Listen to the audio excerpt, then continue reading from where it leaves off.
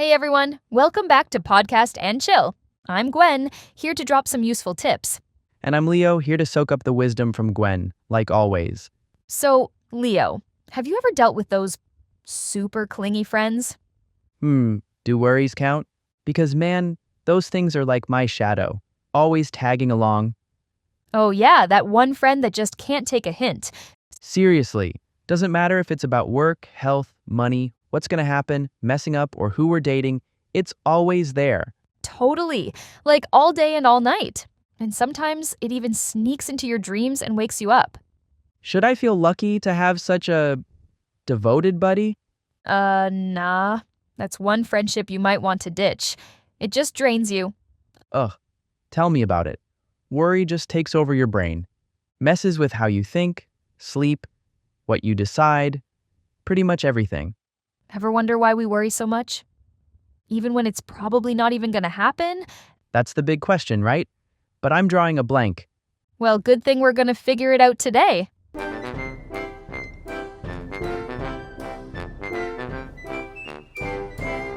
Gwen, so why do I stress out so much about stuff that hasn't even happened yet? Well, get this. Maybe something did happen. What? What kind of science fiction movie is this? Nope, it's real science. Have you ever heard of Donald Winnicott? Nope. Only know Winnie the Pooh. Close, but not quite. Winnicott was a famous British pediatrician and psychoanalyst, and he had this famous saying, "The catastrophe you fear will happen has already happened." Wait, what?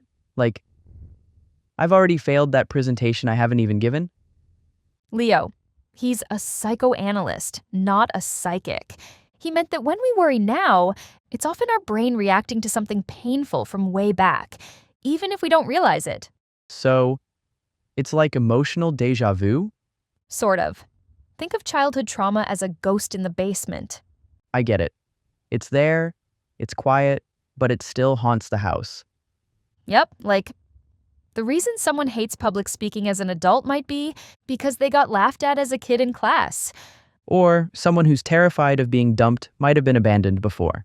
And worry about money, maybe they grew up broke. Trouble trusting people, maybe they got burned. Why can't my brain remember important stuff like my email password instead of all this old junk? Because how you feel about your email password isn't strong enough to stick in your thoughts, feelings, and how you act, unlike those past experiences, especially the ones with big emotions. But what does keeping all this old stuff have to do with me worrying about the future? It sets up these early warning systems to try and protect you from getting hurt again, even when there's no real danger now. So basically, my brain's trying to help me out, but it's using info from like forever ago? Yep, and sometimes it's doing more harm than good. Agreed. So, how do I actually stop all this worrying? Well, Leo, that's the million-dollar question, isn't it? The tough part is you can't just erase worry completely, but the good news is there are tons of ways to deal with it. I'm all ears. I just want to kick this annoying friend to the curb. One thing we can do is change how we see things. How's that? Instead of stressing about what might happen, we can start by being kind to our past selves. That hurt little kid inside us, Like, being understanding with myself for the tough stuff that happened when I was younger? would you ever tell a kid they're a loser if they bombed a test once or twice? Absolutely not. Right? So, give your past self the same break. Picture looking back at yourself as a kid, seeing the pain, but offering comfort and understanding instead of blame. Can this change how my brain thinks about those old hurts? Of course, when we connect the dots between why we're anxious now and what hurt us before, we start to get our emotions. This doesn't just dial down the worry, it changes how we react. Okay, that sounds amazing. But how do I actually do that? You can try stuff like rewriting memories. What's that all about? Basically, you go back to those old experiences in your mind and imagine them with the support and love you wish you'd had back then. It kind of sounds like rewriting the history, huh? In a way, yeah. By picturing that support, you see your past in a healthier light. This sounds a little like magic. I'm going to teach my future kids this one, just in case. Speaking of kids, how we grew up has a huge impact on how we handle stress now. It's not just about how you feel today, it's also about what you learned back then. True. I've noticed that kids who grew up with support seem to handle tough stuff better. Yeah, they usually learn how to face challenges without totally falling apart. And somehow this reminds me of, um, what's that theory called again? Something about attachment? Attachment theory. It says that kids who grow up feeling safe and supported tend to manage stress way better as adults, and vice versa. Makes sense. If you had strong bonds growing up, you're probably more confident and better at rolling with life's punches. Yep, and they're also more likely to ask for help when they need it. What happens to a kid who doesn't get that support? If a kid doesn't have that support, they might react to stress like a kid, even when they're adults. I can't even remember how I acted when I was a little kid. Shutting down, lashing out, overeating, whatever they had to do to cope back then. That's rough. And the worst part is it can lead to something called learned helplessness. What's that? Learned helplessness is when someone goes through a bunch of negative stuff they can't control and starts to believe that nothing they do matters. What happens then? So they just stop trying to change things, even when they actually could. Wow, so our childhood really shapes how we handle pressure as grown-ups. It's like we carry old habits with us. You're right. And breaking those habits takes time and effort, but it's totally doable. So, how do we go from freaking out like kids to handling things like adults? That's another big one. As adults, we have the power to make choices and to react differently. But how should someone who's heartbroken react, though? Well, instead of totally losing it and throwing a fit like a kid, we can take a breath, look at what's going on, and choose how to deal with it. We gotta believe we're in control, right? Yep, that's what they call internal locus of control. Gwen, if I got $1 every time you said a psych term I've never heard of, I'd be the new Jeff Bezos by now. Sorry, just trying to keep it science-y.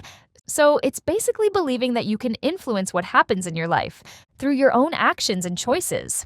Like if I do well, it's because I worked hard. Stuff like that? Yep. And if things don't go your way, it's because you could have done something different. You learn from it and move on. Yeah, I get that we should think that way, but man, it's tough, especially when it's so easy for old stuff to just set us off. I know.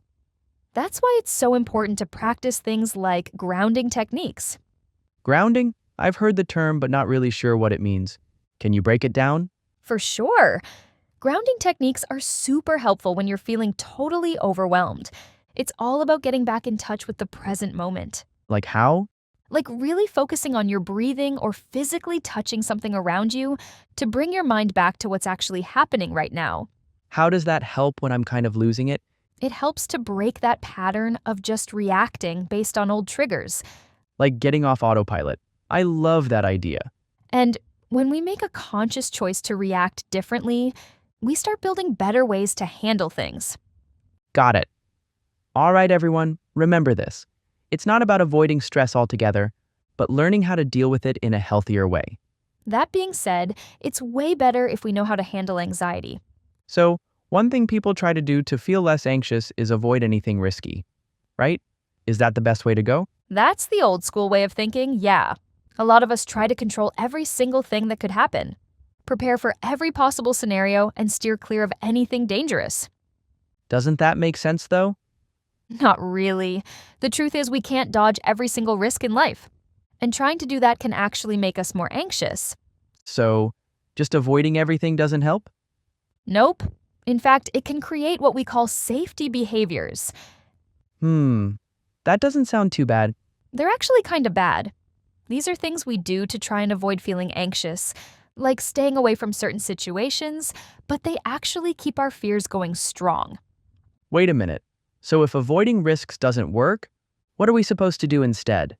We need to change how we think about risk. Like, how do we do that? Instead of being scared of it, we can accept that some level of risk is just part of life. So I should just go wild and do anything? Whoa, hold on.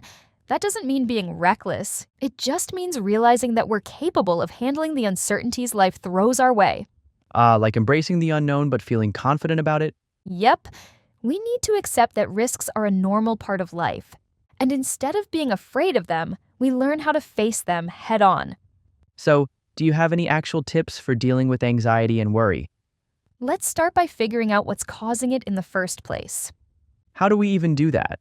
How do we figure out where our worry comes from? One way is to just spend some time thinking about it in a guided way. Okay, I'm listening. You can ask yourself questions like, when was the first time I felt this anxious about this? Or, what's the earliest thing I remember that made me feel this fear? That can help you connect some dots. That sounds like digging a little deep. But I guess it makes sense to understand why we worry. Writing down your thoughts in a journal, like a therapy journal, can be a really helpful way to do this. Will that help me actually feel less anxious? Pretty much. But the main thing is it helps you see patterns. Like, maybe you've always been anxious about certain kinds of situations. That can give you some clues about how your anxiety started. What if we can't really see a pattern? In that case, I definitely suggest talking to a therapist. They can help you uncover any fears or past stuff that you might not even realize is making you anxious today. What about trying to fix things with our past selves? One really powerful thing you can do is write a letter to your younger self. What do I even say? Tell them you get what they went through and that they're safe now. Man, I really wish I could actually send those letters. You can also try doing guided meditations to connect with your inner child, which is like giving comfort to that younger version of you. I love that idea. Being kind to yourself is so important. Any other tips?